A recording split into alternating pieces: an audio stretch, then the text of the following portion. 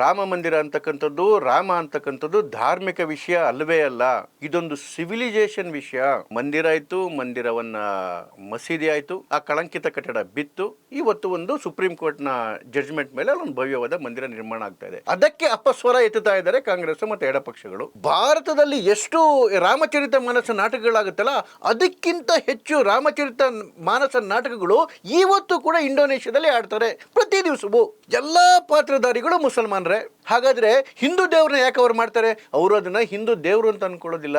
ಒಂದು ನಾಗರಿಕತೆಯ ಪ್ರತೀಕ, ಸಂದೇಶ ಕೊಡ್ತಕ್ಕಂಥ ಅಂತೇಳಿ ಇಡೀ ಜಗತ್ತೇ ರಾಮನನ್ನ ಆರಾಧನೆ ಮಾಡುತ್ತೆ. ಭವ್ಯವಾದ ರಾಮ ಮಂದಿರ ಉದ್ಘಾಟನೆಯ ಕ್ಷಣಗಣನೆ ಆರಂಭ ಆಗ್ತಿದ್ದಂಗೆನೆ ದೇಶದಲ್ಲಿ ಬಹಳಷ್ಟು ಅತೃಪ್ತ ಆತ್ಮಗಳಿಗೆ ಮತ್ತೆ ಎಡಪಂಥೀಯ ಮೀಡಿಯಾಗಳಿಗೆ, ಆ ರೀತಿಯ ಕೆಲವು ಚಿಂತನೆಯ ಜನಗಳಿಗೆ ಇದೊಂದು ದೊಡ್ಡ ಹಿಂದುತ್ವದ ಉದಯ, ಹಿಂದೂ ರಾಷ್ಟ್ರ ಆಗ್ಬಿಡುತ್ತೆ, ಈ ರೀತಿ ಎಲ್ಲ ವ್ಯಾಖ್ಯಾನಗಳನ್ನ ಮಾಡ್ಲಿಕ್ಕೆ ಶುರು ಮಾಡಿದ್ದಾರೆ. ಇದೊಂದು ಚುನಾವಣೆ ವಿಷಯ, ಆ ರೀತಿ ಎಲ್ಲ. ಹಾಗಾದ್ರೆ ರಾಮ ಕೇವಲ ಹಿಂದೂಗಳಿಗೆ ಮಾತ್ರ ಸೇರಿದವರ? ನಿಜವಾಗ್ಲೂ ಅಲ್ಲ. ಇದು ರಾಮ ಮಂದಿರ ಅಂತಕ್ಕಂಥದ್ದು, ರಾಮ ಅಂತಕ್ಕಂಥದ್ದು ಧಾರ್ಮಿಕ ವಿಷಯ ಅಲ್ಲವೇ ಅಲ್ಲ.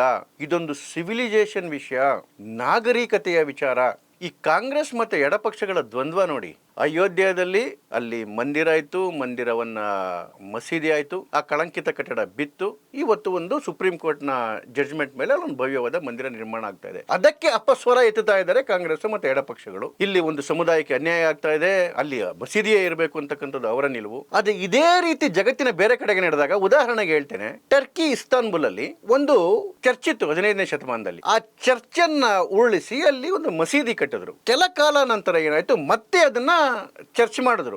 ಅದಾದ ಮೇಲೆ ಈ ರೀತಿ ಗಲಾಟೆಗಳು ಯಾವುದೂ ಬೇಡ ಅಂತ ಹೇಳಿ ಆ ಚರ್ಚನ್ನ ಒಂದು ನ್ಯಾಷನಲ್ ಮ್ಯೂಸಿಯಂ ಮಾಡಿದ್ರು. ಆದರೆ ಮೊನ್ನೆ ಜುಲೈ 2021ರಲ್ಲಿ ಅಲ್ಲಿನ ಸರ್ಕಾರ ಬೇಡ, ಇದು ಮತ್ತೆ ಮಸೀದಿ ಆಗಬೇಕು ಅಂತ ಹೇಳಿ ಆ ನ್ಯಾಷನಲ್ ಮ್ಯೂಸಿಯಮನ್ನು ಮತ್ತೆ ಮಸೀದಿಯನ್ನಾಗಿ ಮಾಡ್ತು.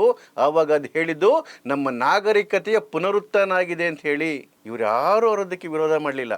ಸರಿ ಇದೆ ಅಂತಕ್ಕಂಥದ್ದೇ ಎಲ್ಲರ ಭಾವನೆ ಆಗಿತ್ತು, ಜಗತ್ತಿನ ಎಲ್ಲರ ಭಾವನೆ ಆಗಿತ್ತು. ಆದರೆ ಅದಾದ 2 ವಾರಕ್ಕೆ ಆಗಸ್ಟ್ 5ನೇ ತಾರೀಕು ನಮ್ಮ ಮಾನ್ಯ ಪ್ರಧಾನಮಂತ್ರಿಗಳು ರಾಮ ಮಂದಿರದ ಶಿಲಾನ್ಯಾಸ ಮಾಡಿದ್ರು. ಆಗ್ಲೂ ಕೂಡ ಇದೇ ತರ ಆಗಿತ್ತು. ಮಂದಿರವನ್ನ ಒಡೆದಾಕಿ ಅಲ್ಲಿ ಮಸೀದಿ ಕಟ್ಟಿದ್ರು. ಆ ಒಂದು ವಿವಾದಿತ ಕಟ್ಟಡ ಬಿದ್ದೋಗಿತ್ತು. ಈಗ ಅಲ್ಲಿ ಒಂದು ಭವ್ಯವಾದ ರಾಮ ಮಂದಿರ ಆಗ್ತಿತ್ತು. ಆದ್ರೆ ಜನ ಏನ್ ಹೇಳಕ್ ಶುರು ಮಾಡೋದಕ್ಕೆ ಅತೃಪ್ತಾತ್ಮಗಳು, ಇಲ್ಲ ಇದು ಒಂದು ಸಮುದಾಯದ ಮೇಲೆ ಆಗ್ತಿರ್ತಕ್ಕಂತಹ ಘನಘೋರಿ ಅನ್ಯಾಯ ಅಂತೇಳಿ.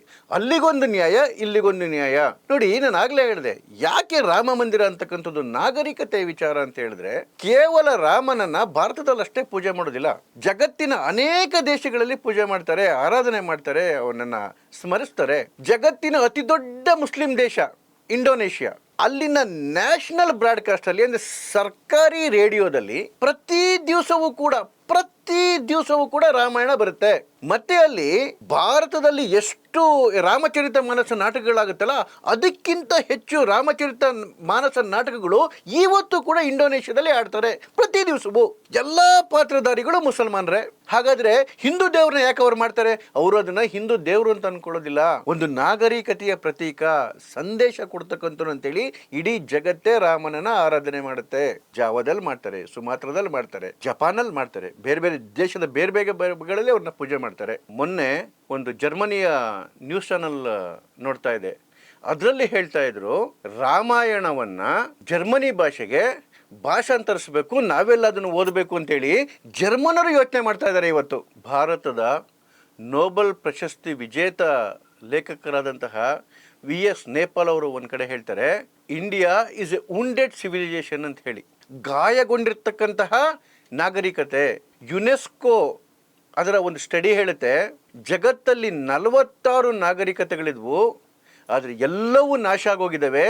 ಇವತ್ತು ಉಳಿದಿರ್ತಕ್ಕಂಥದ್ದು ಕೇವಲ ನಮ್ಮ ನಾಗರಿಕತೆ ಮಾತ್ರ.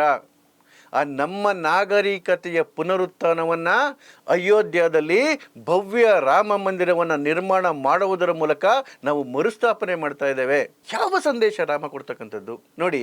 ನಾವು ಹಲವಾರು ರಾಜಮನೆತನಗಳನ್ನ ನೋಡ್ಕೊಂಡ್ ಬಂದ್ವಿ. ಅಣ್ಣ ತಮ್ಮಂದಿರನ್ನ ಕೊಲೆ ಮಾಡ್ತಕ್ಕಂಥದ್ದು, ತಮ್ಮಂದಿರು ಅಣ್ಣಂದಿರನ್ನ ಕೊಲೆ ಮಾಡ್ತಕ್ಕಂಥದ್ದು ಸಿಂಹಾಸನಕ್ಕೋಸ್ಕರ, ಮಗ ಅಪ್ಪನನ್ನ ಕೊಲೆ ಮಾಡ್ತಕ್ಕಂಥದ್ದು. ಔರಂಗಜೇಬ್ನ ಕಥೆನೇ ಕೇಳಿದ್ವಿ. ಔರಂಗಜೇಬ್ ತನ್ನ 3 ಜನ ಸೋದರನ ತಲೆಯನ್ನ ಕತ್ತರಿಸಾಗ್ದ, ಅವ್ರ ಅಪ್ಪನ ಕುಡಿಯಕ್ಕೆ ನೀರು ಕೊಡ್ದಂಗೆ ಜೈಲಲ್ಲಿ ಹಾಕಿ ಅಲ್ಲಿ ಕೊಳಿಸ್ದ. ಯಾವುದಕ್ಕೋಸ್ಕರ? ಸಿಂಹಾಸನಕ್ಕೋಸ್ಕರ. ಇಂತಹ ಇತಿಹಾಸ ಇರ್ತಕ್ಕಂತಹ ಜಗತ್ತಿನಲ್ಲಿ ಒಂದು ಸಂದೇಶ ಕೊಡಬೇಕಿತ್ತು, ಒಂದು ಸಂಸ್ಕೃತಿ ಇತ್ತು. ಅಲ್ಲೊಬ್ಬ ವ್ಯಕ್ತಿ ಇದ್ದ, ಕೇವಲ ತಂದೆ ಮಾತನ್ನ ಪರಿಪಾಲನೆ ಮಾಡೋದಿಕ್ಕೆ ತನ್ನ ಹಕ್ಕಾಗಿದ್ದಂತಹ ರಾಜತ್ವವನ್ನು ಬಿಟ್ಟು ಇಡೀ ಸಾಮ್ರಾಜ್ಯವನ್ನ ತಂದೆಯ ಕಾಲ್ ಕೆಳಗಡೆ ಇಟ್ಬಿಟ್ಟು ಕಾಡುಗೊಟ್ಟೋದ.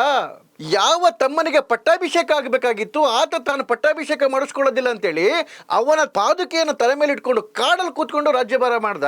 ಇನ್ನೊಬ್ಬ ತಮ್ಮ ಆಗ ತಾನೇ ಮದುವೆ ಆಗಿದ್ದಕ್ಕಂತೂ ನನಗೆ ಯಾವ ಸಂಸಾರ ಭೋಗಗಳು ಬೇಡ, ನಾನು ನಿನ್ ಜೊತೆ ಬರ್ತೀನಿ ಅಂತ ಹೇಳಿ ಅಣ್ಣನ ಜೊತೆಗೆ ಅವನ ಜೊತೆ ಕಾಡಿಗೆ ಹೋದ. ಈ ಸಂದೇಶವನ್ನು ಇಡೀ ಜಗತ್ತಿಗೆ ಕೊಡ್ತಕ್ಕಂಥದ್ದು ರಾಮ. ಮತ್ತೊಂದು, ಇವತ್ತು ನೋಡಿ ಜಗತ್ತಲ್ಲಿ ಯಾವ ತರ ಪರಿಸ್ಥಿತಿ ಇದೆ ಅಂತ ಹೇಳಿ. ರಷ್ಯಾ ಉಕ್ರೇನ್ನ ಮೇಲೆ ಆಕ್ರಮಣ ಮಾಡುತ್ತೆ, ಹಮಾಸು ಇಸ್ರೇಲ್ನ ಮೇಲೆ ಆಕ್ರಮಣ ಮಾಡುತ್ತೆ, ಚೈನಾ ಟಿಬೆಟನ್ ಆಗ್ಲೇ ತಿಂದ್ಬಿಟ್ಟಿದೆ, ಈಗ ಥೈಲ್ಯಾಂಡ್ ಮೇಲೆ ಆಕ್ರಮಣ ಮಾಡೋದಕ್ಕೆ ಪ್ರಯತ್ನ ಮಾಡ್ತಾ ಇದೆ. ಇಂತಹ ಪರಿಸ್ಥಿತಿ ಇದ್ದಾಗ ಆದ್ರೆ ಆ ಸಮಯದಲ್ಲಿ ರಾಮ ಏನ್ ಮಾಡಿದ್ದ? ರಾಮ ಶ್ರೀಲಂಕಾವನ್ನ ಗೆದ್ದಾಗಲೂ ಕೂಡ ಅದನ್ನ ವಶಪಡಿಸ್ಕೊಳ್ಳಿಲ್ಲ, ಅಥವಾ ಅದ್ರ ಜೊತೆಗೆ ಟ್ರೀಟಿ ಮಾಡ್ಕೊಳ್ಳಿಲ್ಲ, ಅಥವಾ ತನ್ನೋರು ಯಾರು ಅಲ್ಲಿ ಕೂರಿಸ್ಲಿಲ್ಲ. ಏನ್ ಹೇಳಿದಾಗ, ನಿಮ್ಮ ರಾಜ್ಯ ನಿಮ್ಮ ಧರ್ಮ ನೀವು ಪಾಲನೆ ಮಾಡ್ಕೊಳ್ಳಿ, ನಾನು ನನ್ನ ಧರ್ಮ ನಾನು ಪಾಲನೆ ಮಾಡ್ಕೊಂತೀನಿ ಅಂತ ಹೇಳಿ ಅವರ ರಾಜ್ಯವನ್ನ ಅವರ ದೇಶವನ್ನ ಅವರಿಗೆ ಬಿಟ್ಬಿಟ್ಟು ಬಂದ. ಇಂತಹ ಒಂದು ಅದ್ಭುತವಾದಂತಹ ಜಿಯೋ ಪೊಲಿಟಿಕಲ್ ಮೆಸೇಜ್ ಅನ್ನು ಜಗತ್ತಿಗೆ ಕೊಡ್ತಕ್ಕಂತಹ ರಾಮ, ಆ ಜಗತ್ತಿಗೆ ಸಂದೇಶ ಕೊಡ್ತಕ್ಕಂಥ ರಾಮ ಮಂದಿರ ಇವತ್ತು ನಿರ್ಮಾಣ ಆಗ್ತಾ ಇದೆ. ಇದು ಯಾವುದು ಒಂದು ಧರ್ಮಕ್ಕೆ, ಒಂದು ಜಾತಿಗೆ, ಒಂದು ಸಂಸ್ಕೃತಿಗೆ ಸೀಮಿತವಾಗಿದ್ದಂತ ಅಲ್ವೇ ಅಲ್ಲ. ಇಂತಹ ಅದ್ಭುತವಾದ ಸಂದೇಶ ಕೊಡ್ತಕ್ಕಂಥ ಸಂಸ್ಕೃತಿಯನ್ನ, ಇಂತಹ ಅದ್ಭುತವಾದ ಈ ಸಂದೇಶವನ್ನು ಸಾರ್ತಕ್ಕಂತಹ ಒಬ್ಬ ಪುರಾಣ ಪುರುಷನನ್ನ ನಾವು ಜಾತಿ ಧರ್ಮ ವೋಟ್ ಬ್ಯಾಂಕಿಗೋಸ್ಕರ ನಾವು ಮೂಲೆ ಗುಂಪು ಮಾಡ್ತೀವಿ ಅಂತ ಹೇಳಿದ್ರೆ ಅದಕ್ಕಿಂತ ವಿಷಾದಕರವಾದ ವಿಚಾರ ಮತ್ತೊಂದಿಲ್ಲ.